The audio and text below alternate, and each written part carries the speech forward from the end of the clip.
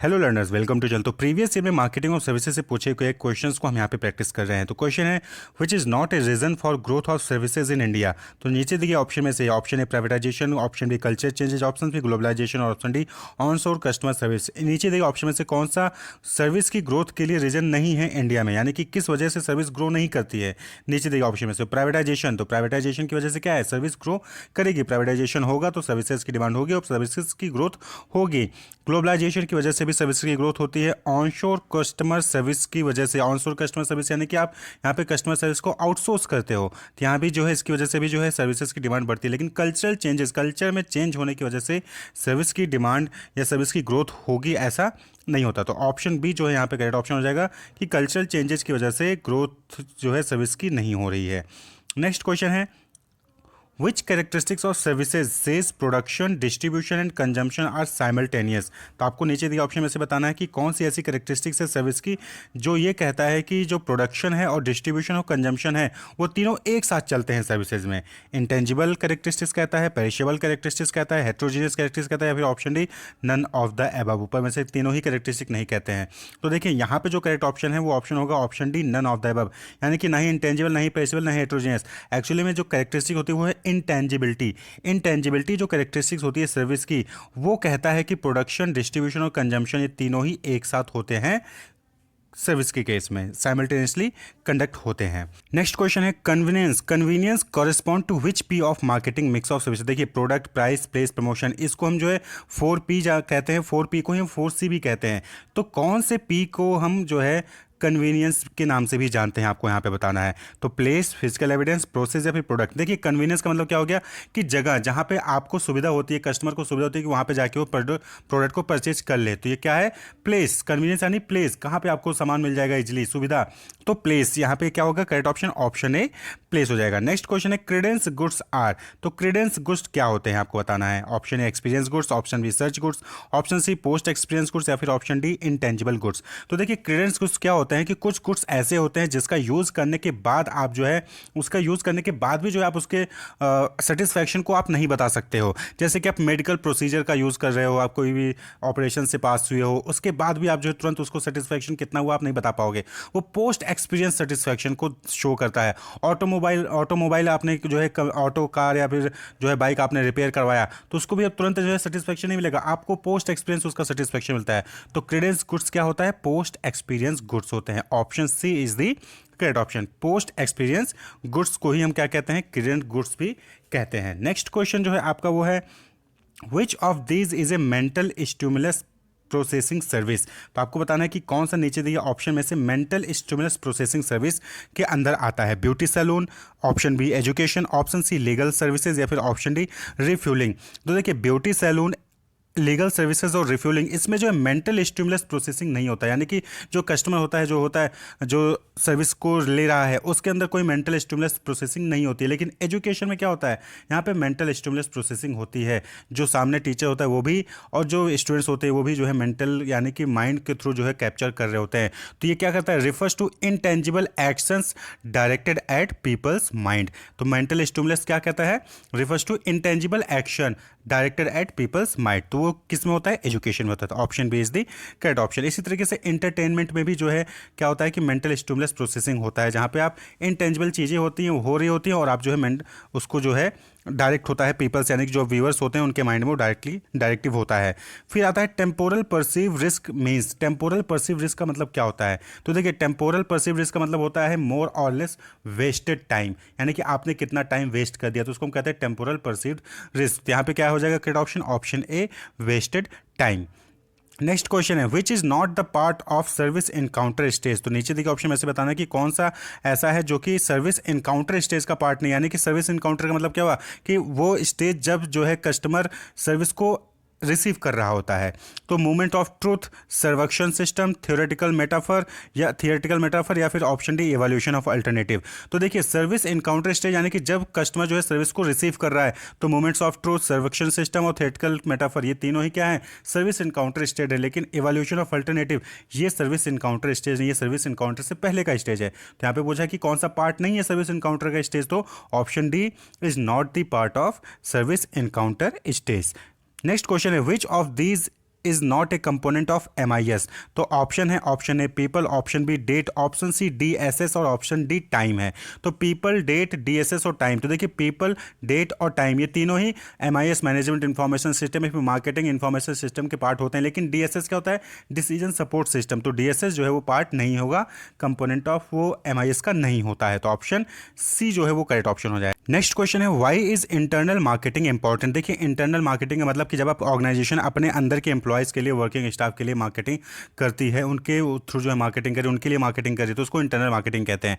तो option A है provides competitive advantage, यानी इंटरनल मार्केटिंग से आपको कंपिटेटिव एडवांटेज मिलेगा। Option B provides employee engagement, employee engage होगा।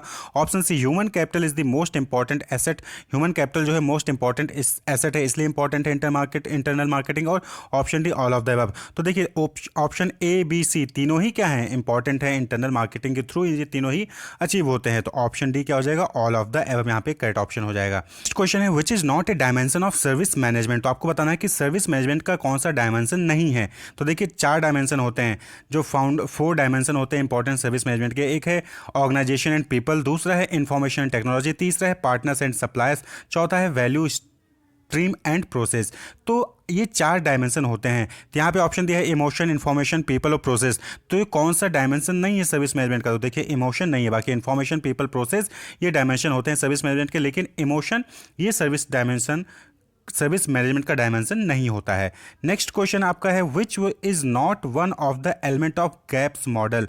तो गैप्स मॉडल आपने पढ़ा होगा, तो गैप्स मॉडल का नीचे दिए गए ऑप्शन में से कौन सा एलिमेंट नहीं है। तो आपने पढ़ा होगा उसमें develop standard, expected service, perceived service, ये जो है गैप्स मॉडल के स्टेजेस होते हैं, लेकिन एम्प्लॉय सेटिस्फैक्शन ये गैप मॉडल का स्टेज या एलिमेंट नहीं है। तो ऑप्शन ए, बी और डी ये तीनों ही गैप मॉडल के एलिमेंट है, लेकिन ऑप्शन सी एम्प्लॉय सेटिस्फैक्शन ये गैप मॉडल का एलिमेंट नहीं है। नेक्स्ट क्वेश्चन है which of the following is not A tangible dominant. तो आपको बताना है कि कौन सा टेंजिबल डोमिनेंट नहीं, यानी कि उसमें टेंजिबिलिटी कम होती है और इंटेंजिबिलिटी ज़्यादा होती है। तो ऑप्शन ए डिटर्जेंट, टेंजिबिलिटी ज़्यादा होती है। ऑप्शन बी ऑटोमोबाइल, टेंजिबिलिटी ज़्यादा होती है। Option D soft drink, tangibility ज़्यादा होती है। लेकिन ऑप्शन सी इन्वेस्टमेंट मैनेजमेंट, यहाँ पे टेंजिबिलिटी क्या होती है, कम होती है। तो टेंजिबल डोमिनेंट ये नहीं होता है। तो ऑप्शन सी इन्वेस्टमेंट मैनेजमेंट वो है करेक्ट ऑप्शन हो जाएगा। नेक्स्ट है select name of the country having highest contribution to GDP from service sector.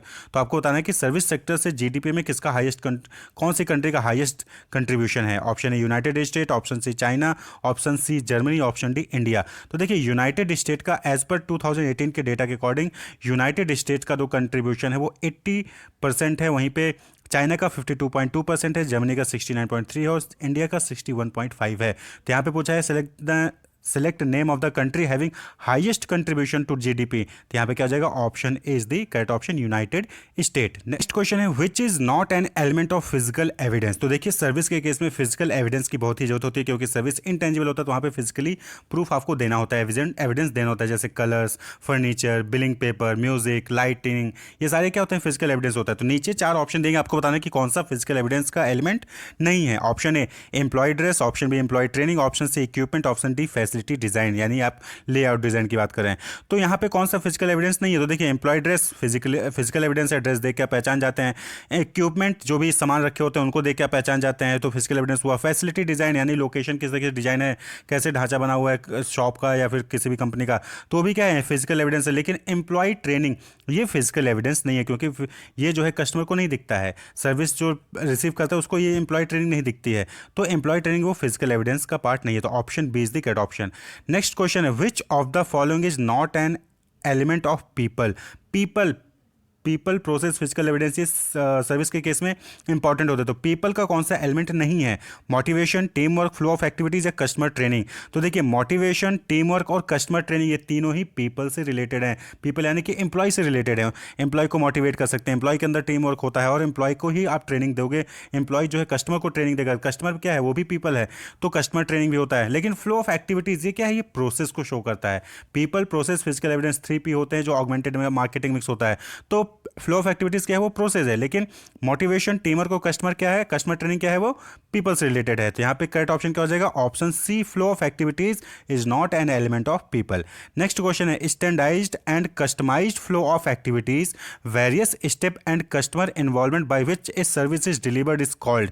तो आपको बताना है कि नीचे दिए ऑप्शन में से कि किसको आप जो है कौन से मिक्स को आप होता है जहाँ पे स्टैंडर्डाइज और कस्टमाइज्ड फ्लो ऑफ एक्टिविटीज़ होता है, various steps and customer involvement होता है, वहाँ पे कौन से मिक्स में होता है? तो प्लेस मिक्स में होता है, फिजिकल एविडेंस मिक्स में होता है, प्रोसेस मिक्स में, या फिर पीपल मिक्स में। तो करेक्ट ऑप्शन क्या हो जाएगा? Option C, process mix. Process mix में ही क्या होता है कि वहाँ एक स्टैंडर्ड और कस्टमाइज फ्लो ऑफ एक्टिविटीज़ होता है कि इस काम के बाद ये काम होगा, ये काम के बाद ये काम होगा, फिर वेरियस स्टेप्स वहाँ पे परफॉर्म किए जाते हैं और कस्टमर का इन्वॉल्वमेंट भी प्रोसेस में ही होता है। तो करेक्ट ऑप्शन क्या हो जाएगा? ऑप्शन सी, प्रोसेस मिक्स ही कहलाता है, जहाँ पे स्टैंडर्डाइज और कस्टमाइज फ्लो होता है, कस्टमर का इन्वॉल्वमेंट होता है और वेरियस स्टेप्स जो है परफॉर्म किए जाते हैं। नेक्स्ट क्वेश्चन है आपका, dash is the environment in which the service is delivered with customer interaction and tangible component facilitating performance. तो आपको बताना है कि कौन सा वो इन्वायरमेंट है जहाँ पे सर्विस को डिलीवर किया जाता है, कस्टमर इंटरेक्शन होता है, टेंजिबल कंपोनेंट भी होता है और जो कि परफॉर्मेंस को फैसिलिटेट करता है। Option A physical evidence, option B process, option C place, option D people. तो यहाँ पे जो करेक्ट ऑप्शन हो जाएगा क्या होगा? Physical evidence. Physical evidence is the environment in which the service is delivered. भाई फिजिकल जो एविडेंस होता है उसी के बीच में तो आप जो है सर्विस को डिलीवर करते हो, कस्टमर का इंटरेक्शन होता है और टेंजिबल कंपोनेंट भी वहाँ पे रखे होते हैं। तो option A is the physical evidence environment, जहाँ पे कस्टमर को सर्विस दी जाती है। All human actor who play a part in service delivery and influence buyer perception are part of. तो सारे के सारे वो जो ह्यूमन फैक्टर होते हैं जो कि सर्विस में पार्ट करते हैं, डिलीवरी देते हैं, इन्फ्लुएंस करते हैं बायर के परसेप्शन को, उनको वो किस चीज़ का पार्ट होते हैं? प्रोसेस, फिजिकल एविडेंस, पीपल या प्लेस? तो बट ऑब्वियस बात है वो किस चीज़ के पार्ट होंगे? पीपल के। ऑल ह्यूमन एक्टर, चाहे वो एम्प्लॉय हो, चाहे वो कस्टमर हो, चाहे वो बायर हो, वो क्या है? वो पीपल के अंदर आता है। तो option C people. Next question है, the difference between customer expectation and customer satisfaction is. तो कस्टमर एक्सपेक्टेशन, कस्टमर क्या चाह रहा था, और कस्टमर सेटिस्फैक्शन, कस्टमर को क्या मिला, उसके बीच का जो डिफरेंस है वो किस चीज़ को शो करता है? Customer delight, customer satisfaction, customer gap या सप्लायर गैप? तो यहाँ पे क्या हो जाएगा? Customer gap. Option C is the correct option. Customer delight कब होता है? कस्टमर डिलाइट यानी कि जो एक्सपेक्ट करता था उससे ज़्यादा मिल जाता है उसको, तो कस्टमर डिलाइट हो जाता है। कस्टमर सेटिस्फैक्शन, जो चाहता था उसको वही मिल गया तो सेटिस्फैक्शन हो गया। लेकिन कस्टमर एक्सपेक्टेशन और कस्टमर सेटिस्फैक्शन के बीच में अगर गैप है तो उसको हम क्या कहते हैं? कस्टमर गैप कहते हैं। नेक्स्ट क्वेश्चन है आपका, which of the following is difficult to evaluate. नीचे दिए ऑप्शन में से बताना कि किसको आप इवेल्युएट नहीं कर सकते हो, यानी कि इवेल्युएट करना उसको डिफिकल्ट होगा। ज्वेलरी, ऑटो रिपेयर, फर्नीचर या क्लोथिंग। तो देखिए ज्वेलरी, फर्नीचर और क्लोथिंग ये तीनों क्या है? टेंजिबल नेचर के हैं और यहाँ पे जो है आप उनको इवेल्युएट इजीली कर सकते हो। एक ज्वेलरी को दूसरे ज्वेलरी से कंपेयर कर सकते हो, फर्नीचर को देख के उसको कंपेयर कर सकते हो, क्लोथिंग को भी देख के उसको ट्राई करके कंपेयर कर सकते हो। लेकिन ऑटो रिपेयर, किसने कितना अच्छा ऑटो रिपेयर किया, कितना अच्छा ऑटो रिपेयर नहीं किया, यहाँ पे थोड़ा सा डिफिकल्ट होता है इवेल्युएट करना। तो ऑप्शन बी, ऑटो रिपेयर जो है वो डिफिकल्ट है इवेल्युएट करना। नेक्स्ट क्वेश्चन है, evaluation of medical diagnosis mainly depend on. तो जो मेडिकल डायग्नोसिस होता है वो उसका इवेल्युएशन किस पे जो है डिपेंड करता है? High in experience quality, high in Credence quality, high in search quality या फिर बोथ ए एंड सी। तो देखिए क्रेडेंस का मतलब आपने पढ़ा था, पीछे क्वेश्चन आया था उसमें क्या था? क्रेडेंस का मतलब बिलीफ, यानी कि एक तरह से पोस्ट एक्सपीरियंस होता है। तो मेडिकल डायग्नोसिस जो उसका इवेल्युएशन होता है वो डिपेंड करता है पोस्ट एक्सपीरियंस पे, यानी कि आपके साथ आपने कोई दवाई खाई, तबीयत खराब हुई, आपने दवाई खाई, दवाई खाने के बाद आप जब ठीक होते तब आपको लगता है हाँ ये दवाई सही थी। तो ये क्या होता है? High in Credence quality. तो आप जो है मेडिकल डायग्नोसिस को आप उसकी क्रेडेंस क्वालिटी पे जो है इवेलुएट कर सकते हो। तो ऑप्शन बी क्या होगा? करेक्ट ऑप्शन होगा। नेक्स्ट क्वेश्चन है, dash is defined as the caring individualised attention that the firm provide to its customer. तो नीचे देखिए ऑप्शन में से बताना कि कौन सा वो ऑप्शन है जो कि इंडिविजुअलाइज्ड अटेंशन देते हैं कस्टमर को, जो कि फर्म प्रोवाइड करता है, उसको क्या कहते हैं? एम्पैथी, रिस्पॉन्सिवनेस, सिंपैथी या फिर एश्योरेंस। तो देखिए यहाँ पे क्या होता है? एम्पैथी मतलब क्या होता है? Ability to understand and share the feelings. Sympathy मतलब क्या होता है? सॉरो फॉर समवन, यानी कि आप दुखी हो तो मैं भी आपके साथ दुखी हो जाऊंगा, तो वो सिंपैथी शो करना होता है। एश्योरेंस यानी कि कॉन्फिडेंस देना, हम आपको जो है एक डिक्लेरेशन देंगे, हम आपको बताएंगे कि नहीं ये अच्छा प्रोडक्ट है, आप लेके जाइए, आप चिंता मत करिए, ये परफॉर्म करेगा। तो वारंटी, जो गारंटी देते हो तो एक तरीके से क्या, तो वो एश्योरेंस होता है। रिस्पॉन्सिव मतलब कि आप उसको रिस्पॉन्स कर रहे हो, कुछ पूछ रहा है। तो यहाँ पे पूछा है कि वो कौन सा नीचे देगा ऑप्शन में से ऑप्शन होगा जहाँ पे आप केयर करते हो और इंडिविजुअलाइज्ड अटेंशन देते हो कस्टमर्स को। तो वो क्या होगा? Option A empathy. Option A empathy, ability to understand and share the feelings with the customer. Next question है आपका, which of the following is not a type of service encounter. तो सर्विस इनकाउंटर का type नहीं है। Service encounter यानी कि जहाँ पे आप सर्विस रिसीव कर रहे हो, वो टाइम, वो स्टेज जब कस्टमर या बायर सर्विस को रिसीव करता है। तो remote encounter, phone encounter, face to face encounter या फिर चेक इन इनकाउंटर्स। तो कौन सा जो है सर्विस इनकाउंटर का फेज नहीं है? तो यहाँ पे क्या होगा, रिमोट इनकाउंटर, फोन इनकाउंटर और फेस टू फेस इनकाउंटर, ये तीनों ही क्या है, सर्विस इनकाउंटर के फेज हैं, स्टेट टाइप है, लेकिन चेक इन इनकाउंटर ये जो है टाइप नहीं है। तो option D is the correct option. Next question है, which is a tool for simultaneously depicting the service process, point of customer contact and evidence of service from the customer point of view. तो नीचे दिए गए option में से बताना कि कौन सा वो टूल है जिससे आप जो है सर्विस प्रोसेस को डिपिक्ट कर सकते हो, चेक कर सकते हो, पॉइंट ऑफ कस्टमर कॉन्टैक्ट को देख सकते हो, evidence of service from the customer point of view, customer के पॉइंट ऑफ व्यू से क्या उसने सर्विस के लिए एविडेंस दिया उसको आप देख सकते हो। तो फ्रंट एंड प्लानिंग से, सर्विस ब्लूप्रिंट से, सर्विस स्टैंडर्डाइज से, या फिर option D none of this से।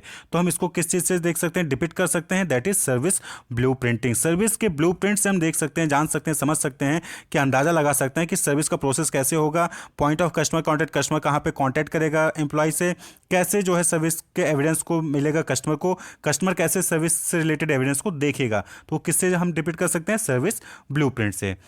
नेक्स्ट क्वेश्चन है, which of this service distributor does not require direct human interaction.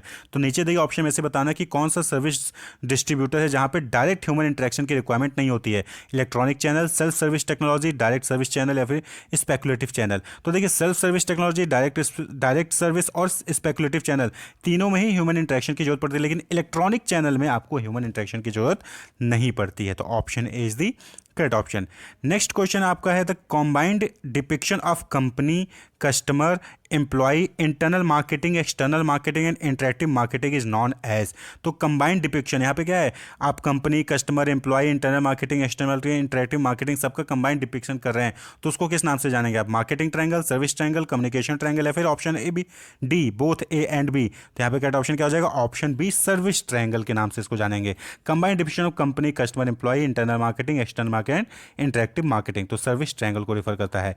Service marketing become difficult because of. तो service marketing क्यों tough हो जाता है, क्यों हम सर्विस मार्केटिंग में जो है आसान नहीं होता उसकी मार्केटिंग करना, इंटेंजिबिलिटी की वजह से, नो डिमांड की वजह से, मोर कॉम्प्लेक्स मार्केट, या difficult to enter the market. तो बट वैसे होता है यहाँ पे वेरी इजी क्वेश्चन है, option A intangibility. Service marketing become difficult because of intangibility. Which of the following would be characterized as a pure service. नीचे दिए ऑप्शन में से बताना है कि प्योर सर्विस आप किसे कहोगे, इंश्योरेंस को प्योर सर्विस कहोगे, फार्मिंग को प्योर सर्विस कहोगे, टीचिंग को प्योर सर्विस कहोगे, या फिर option D, there is no such thing as a pure service. यानी कि कोई ऐसी चीज होती ही नहीं है कि जो कि सिर्फ प्योर सर्विस हो, सब में कुछ ना कुछ टेंजिबिलिटी, कुछ ना कुछ इंटेंजिबिलिटी होती है, यानी कि सर्विस और गुड्स दोनों साथ रहते हैं। तो इंश्योरेंस, फार्मिंग, टीचिंग आप देखेंगे कि सब में कुछ ना कुछ टेंजिबिलिटी चीज भी होती है, गुड्स भी इन्वॉल्व होते हैं, सिर्फ जो है सर्विस नहीं होता है। तो option D, there is no such thing as a pure service, कोई यहाँ पे ऐसी कोई चीज होती नहीं जहाँ पे सिर्फ प्योर सर्विस ही हो। Which of the statement about pricing of service is false. यानी कि सर्विस की प्राइसिंग को लेकर कौन सा नीचे दिए स्टेटमेंट में गलत स्टेटमेंट है। Option A, demand for services tends to be more elastic than demand for goods. यानी कि डिमांड फॉर सर्विस जो है वो ज़्यादा इलास्टिक होता है than demand for goods. Cost oriented pricing is more difficult for services. Cost के basis पे आप प्राइस जो है, प्राइसिंग जो है सर्विस की नहीं कर पाते हो। Comparing prices of competitor is more difficult. यानी कंपटीटर की प्राइस से अपने प्राइस को कंपेयर करना डिफिकल्ट होता है। Consumers can not stock pill services by taking advantage of discount prices. Customer जो है या कंज्यूमर जो है वो स्टॉक पाइल नहीं कर सकता सर्विसेज को डिस्काउंट प्राइसेस का फ़ायदा उठा के। स्टॉक पाइल यानी कि इकट्ठा कर लेना, ज़्यादा अमाउंट में परचेज कर लेना नहीं कर सकता है। तो कौन सा प्राइसिंग ऑफ सर्विसेज को लेकर गलत स्टेटमेंट देता है कि यहाँ पे option B, cost oriented pricing is more difficult for services, ये जो है गलत ऑप्शन है। यहाँ पे ऐसा नहीं है, कॉस्ट ओरिएंटेड प्राइसिंग भी सर्विस में हो सकता है, डिफिकल्ट नहीं है। तो ये वाला स्टेटमेंट जो है गलत होगा। नेक्स्ट क्वेश्चन है, charging customers different prices for essentially the same service is called. यानी कि सेम सर्विस के लिए अलग अलग कस्टमर से अलग अलग प्राइस चार्ज करना क्या कहलाता है। Price discrimination, supply and demand, complementary pricing, या फिर सब्स्टिट्यूट। तो सभी को पता होगा प्राइस डिस्क्रिमिनेशन, प्राइस डिस्क्रिमिनेट करना, अलग अलग करना। तो सेम चीज़ के लिए, सेम सर्विस के लिए जब आप अलग अलग कस्टमर से अलग अलग प्राइस चार्ज करते हैं तो प्राइस डिस्क्रिमिनेशन कहलाता है। Option A is the correct option. Next question है, which of this is the primary source of other 3 characteristics of services. तो नीचे 4 कैरेक्टरिस्टिक्स दी हैं सर्विस के, तो आपको बताना है कि कौन सा प्राइमरी सोर्स है बाकी 3 कैरेक्टरिस्टिक्स की जो कि सर्विस की होती हैं। Option A intangibility, option B inseparability, option C perishability, या फिर ऑप्शन डी हेट्रोजेनिटी। तो देखिए मेन कैरेक्टरिस्टिक्स क्या होता है सर्विस का, intangibility.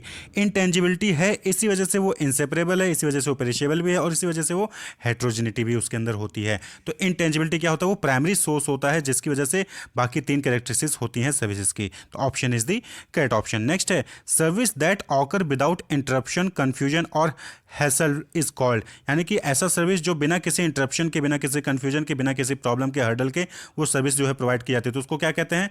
Seamless service, service audit, functional service या फिर डिपार्टमेंटल सर्विस। तो क्या ऑप्शन क्या जाएगा? ऑप्शन ए, सीमलेस सर्विस, यानी कि आसानी से बिना किसी रुकावट के वो सर्विस जो है प्रोवाइड हो जाती है।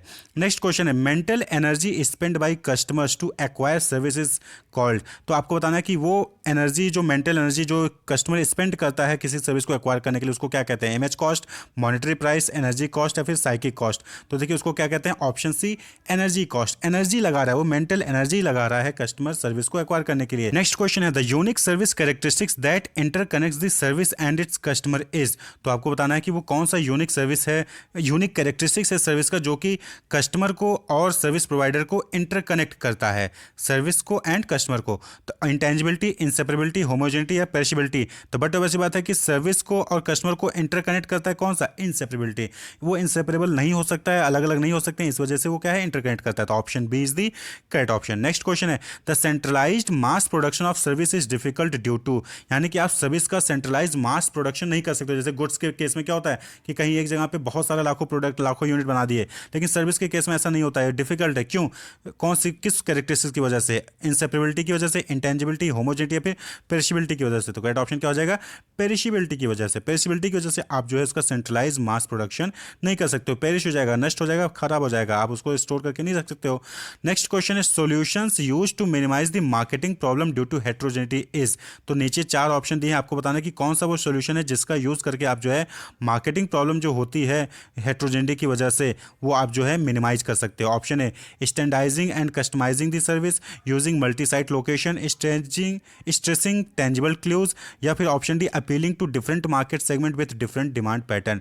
तो देखिए सर्विस में खासकर हेट्रोजेनिटी की वजह से जो मार्केटिंग प्रॉब्लम आती है उसको मिनिमाइज किया जा सकता है जब आप सर्विस को स्टैंडाइज कर दो और कस्टमाइज कर दो, कस्टमर के अकॉर्डिंग सर्विस दो और एक स्टैंडर्ड बना दो, तो आप जो है वहाँ पे उसकी मार्केटिंग आसानी से कर सकते हो, डिफिकल्टी नहीं आएगी। तो option A is the correct option. Next question है आपका the unique service characteristics that deal specifically with the inability to inventory service is. तो वो यूनिक कैरेक्टरिस्टिक्स कौन सा है जिसकी वजह से आप सर्विस को इन्वेंट्री करके नहीं सकते हो, यानी कि आप उसको स्टोर करके नहीं रख सकते हो। कौन सी कैरेक्टरिस्टिक्स की वजह से ऐसा होता है? इंसेपरेबिलिटी, इंटेंजिबिलिटी, होमोजेनिटी या फिर पेरिशेबिलिटी। तो अभी आपने इससे पिछले एमसीक्यू में देखा कि वहाँ पे क्या है कि सेंट्रलाइज मास प्रोडक्शन जो है आप नहीं कर सकते हो। क्यों? क्योंकि पेरिश हो जाता है, इसीलिए आप उसको इन्वेंट्री भी नहीं कर सकते हो, उसको स्टोर करके भी नहीं रख सकते हो। क्यों? क्योंकि वो पेरिश हो जाता है। तो option D is the correct option. Next question है कस्टमर सेटिस्फैक्शन। नेक्स्ट क्वेश्चन है customer satisfaction can be defined by comparing. तो आप कस्टमर सेटिस्फैक्शन को कैसे डिफाइन कर सकते हैं?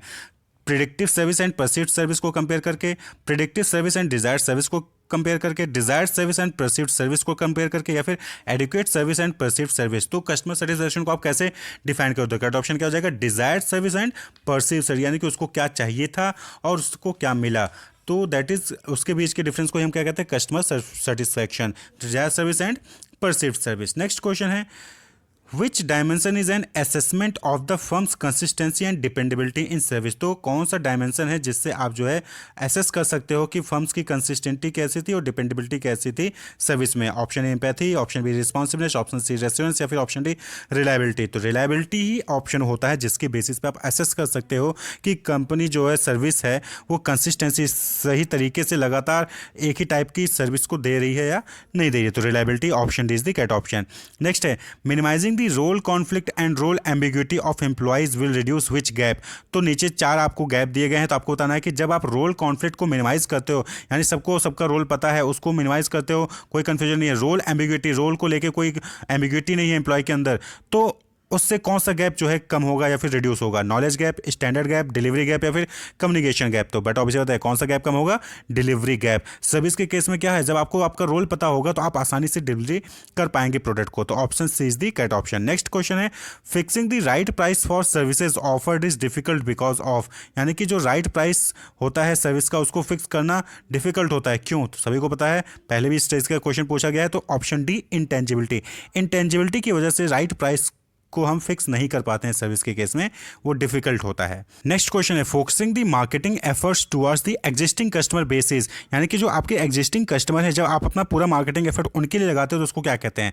Excellent customer service, conquest retention, customer retention या फिर कर्टियस रिटेंशन। तो उसको कहते हैं कस्टमर रिटेंशन, यानी कि जो हमारे ऑलरेडी कस्टमर हैं हम उनको रिटेन करके रखें, उनको रोक के रखें, तो तब आप क्या करते हो? आप पूरा मार्केटिंग एफर्ट एग्जिस्टिंग कस्टमर के ऊपर लगाते हो। तो option C is the correct option. Next question है the pursuit of new customers as oppose to retention of existing customer is called, यानी कि यहाँ पे क्या है, ऊपर वाले में क्या था कि जो हमारे एग्जिस्टिंग कस्टमर थे उनके लिए हम मार्केटिंग एफर्ट लगा रहे हैं, लेकिन यहाँ पे क्या है, हम न्यू कस्टमर को परस्यू कर रहे हैं, तो उसको हम क्या कहेंगे? Service marketing, B2B marketing, conquest marketing या फिर कंज्यूमर मार्केटिंग। तो उसको कहते हैं जब आप नए कस्टमर को परस्यू करते हो ना कि एग्जिस्टिंग कस्टमर के ऊपर फोकस करके, तो उसको कहते हैं कॉन्क्वेस्ट मार्केटिंग कहते हैं। Convincing prospect who are looking at your rival dealer, यहाँ पे क्या होता है कॉन्क्वेस्ट मार्केटिंग में कि जो आपके राइवल यानी कि जो आपके कंपटीटर को फोकस कर रहे होते हैं, उनको देख रहे होते हैं कि उनसे प्रोडक्ट परचेज कर लेंगे, उनसे सर्विस ले लेंगे, उनको कन्विंस करना क्या कहलाता है? कॉन्क्वेस्ट मार्केटिंग कहलाता है। नेक्स्ट क्वेश्चन है the consumer decision process consist of, तो कंज्यूमर का जो डिसीजन प्रोसेस होता है वो क्या इन्वॉल्व करता है? Stimulus, problem awareness and purchase, option B pre purchase consumption and post purchase, option C problem awareness evolution of alternative and post purchase behaviour, या फिर option D stimulus information search and post purchase behaviour. तो देखिए यहाँ पे service के case में क्या हो जाता है करेक्ट ऑप्शन का? Option pre purchase, consumption and post purchase, ये 3 स्टेज ही होते हैं, तो option B is the correct option. Next question है service consumer tend to be more brand loyal than goods consumer, यानी कि कोई ऐसा पर्सन है जो कि सर्विस परचेज करता है वो ज़्यादा ब्रांड लॉयल होता है देन ऐसे कस्टमर से जो कि गुड्स परचेज कर रहा है। क्यों? Option A more choices available, option B brand loyal lowers the amount of perceived risk, option C each service provider provides many brand, या फिर option D location of the provider is the major driver in the customer selection. तो देखिए होता क्या है actually में कि जब कोई कस्टमर सर्विस परचेज करता है तो आप ये नहीं गारंटी कह सकते कि यही सर्विस जो है हमेशा आपको सेम लेवल की सर्विस हर जगह मिलेगी। लेकिन मोबाइल आपको परचेज करना है तो आपको पता है कि ओप्पो का मोबाइल किसी भी दुकान पर आप ले लोगे ओप्पो का मोबाइल ओप्पो जैसा ही मिलेगा, लेकिन सर्विस अगर आपको किसी एक टाइप की सर्विस चाहिए तो ऐसा जो नहीं कि हर शॉप पे हर सर्विस प्रोवाइडर आपको एक सेम जैसा सर्विस प्रोवाइड कर सके, इसलिए वहाँ पे क्या होता है ब्रांड लॉयल्टी ज़्यादा होती है। तो option B brand loyalty lowers the amount of perceived risk, यानी कि ब्रांड लॉयल हो गए तो आपकी जो रिस्क है वो कम होगी, क्योंकि आपको पता होगा कि हाँ वो सेम लेवल का सर्विस आपको प्रोवाइड करेगा, लेकिन वही सर्विस कोई दूसरा उस लेवल का दे दे नहीं हो पाएगा। नेक्स्ट है competitor intelligence should be gathered, तो जो कंपटीटर इंटेलिजेंस यानी कि एक तरीके से जो कंपटीटर के बारे में जो नॉलेज है इंफॉर्मेशन है वो आपको गैदर करना चाहिए। वन सही है साल में एक बार, ट्वाइस सही है 2 बार, या फिर कंटिन्यूसली हमेशा, या फिर ऑप्शन डी व्हेन कंपटीशन इनके जब कंपटीशन बढ़ता है तब। तो यहाँ पे सिंपल सा क्वेश्चन है कि बट ऑब्वियस बात है कि कंपटीटर के बारे में आपको इन्फॉर्मेशन कंटिन्यूसली गैदर करनी चाहिए, तो option C is correct option.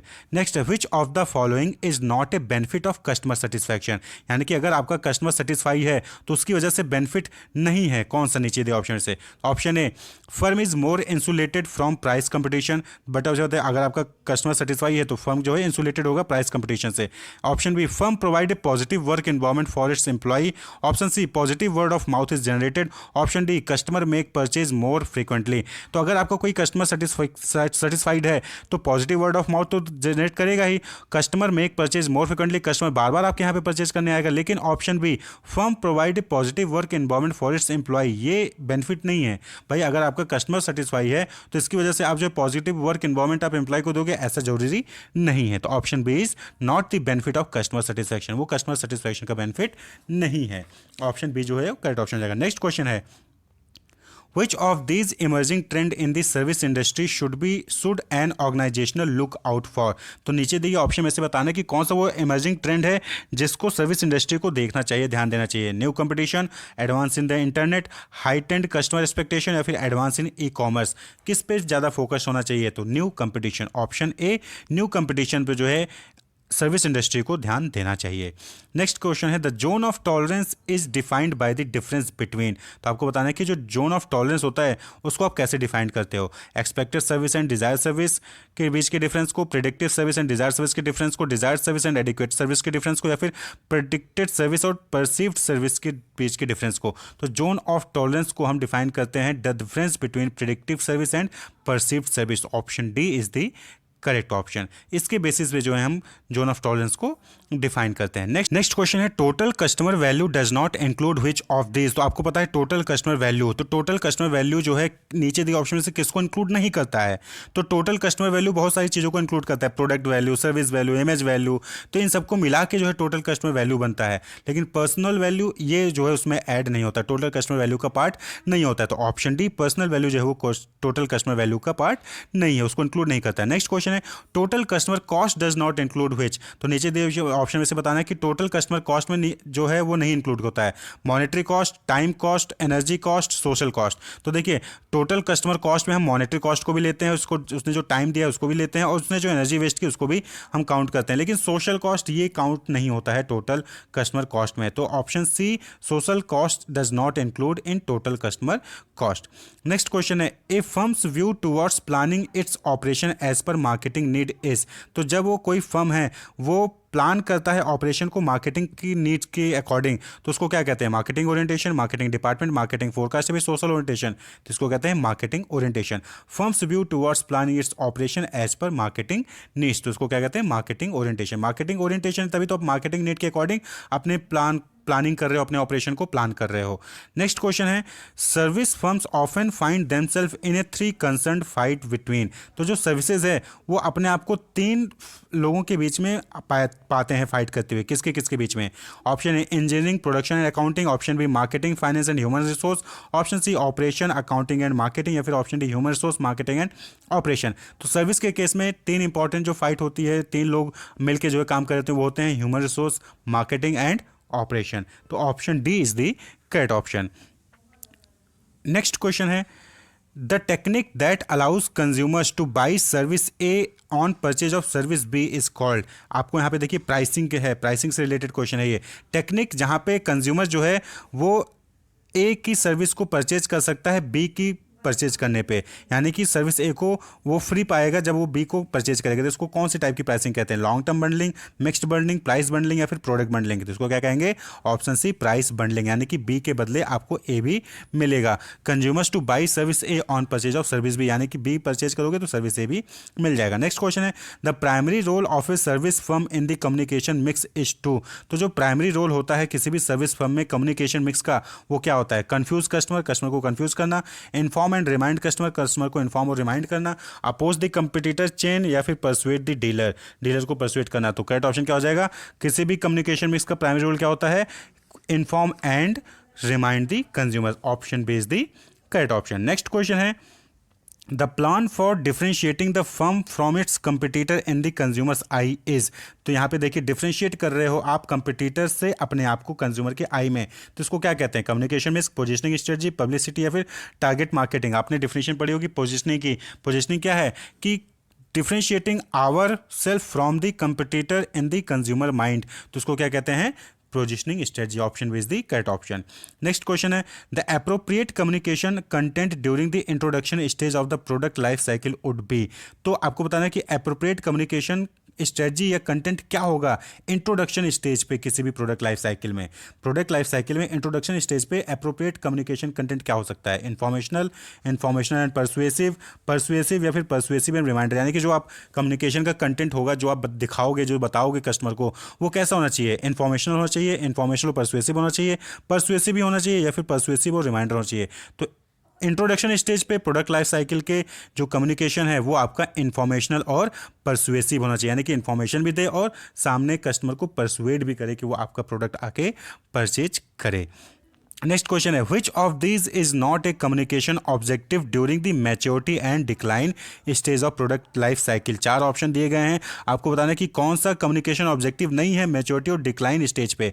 तो चार ऑप्शन आपके सामने ये हैं, encourage repeat purchase, option B provide ongoing contact with customer, option C prepare the way for personal selling effort, या फिर option D express gratitude to the existing customer base. तो कौन सा कम्युनिकेशन ऑब्जेक्टिव नहीं है मैच्योरिटी और decline stage पे, आपको बताना है। तो option B provide ongoing contact with customer, ये जो है कम्युनिकेशन ऑब्जेक्टिव नहीं होता है मैच्योरिटी और डिक्लाइन स्टेज पे। बाकी रिपीट परचेज को इंक्रीज करना, prepare the way for personal selling effort, या express gratitude to the existing customer base, ये जो है मैच्योरिटी और डिक्लाइन स्टेज पे कम्युनिकेशन ऑब्जेक्टिव होता है। लेकिन ऑनगोइंग कॉन्टैक्ट को बढ़ाना कस्टमर का, वो जो है कम्युनिकेशन ऑब्जेक्टिव नहीं होता है मैच्योरिटी एंड डिक्लाइन स्टेज पे।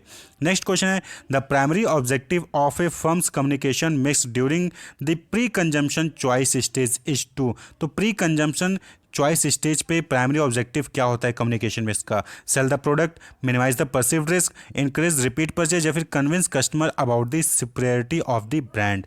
तो क्या होता है प्री कंजम्पशन चॉइस स्टेज, यानी कि कंज्यूम करने से पहले के स्टेज पे क्या कम्युनिकेशन का ऑब्जेक्टिव होना चाहिए? तो बट ऑब्वियस बात है कि आप कस्टमर को कन्विंस करो कि ब्रांड सुपीरियर है और आपको बेनिफिट होगा। तो option D is the correct option, convince customers about the superiority of the brand. Sell the product, ये नहीं होगा। मिनिमाइज द परसिव्ड, ये भी नहीं होगा। इंक्रीज रिपीट परचेज, भाई रिपीट तो तब करेगा जब पहली बार परचेज कर लेगा। तो क्या होता है कम्युनिकेशन का मिक्स का जो ऑब्जेक्टिव प्री कंजम्पशन चॉइस पे कि वो कस्टमर को कन्विंस करे कि ब्रांड सुपीरियर है और आप उसको परचेज करिए, क्योंकि एक बार जब परचेज करेगा तब वो रिपीट करेगा। तो option D is the correct option.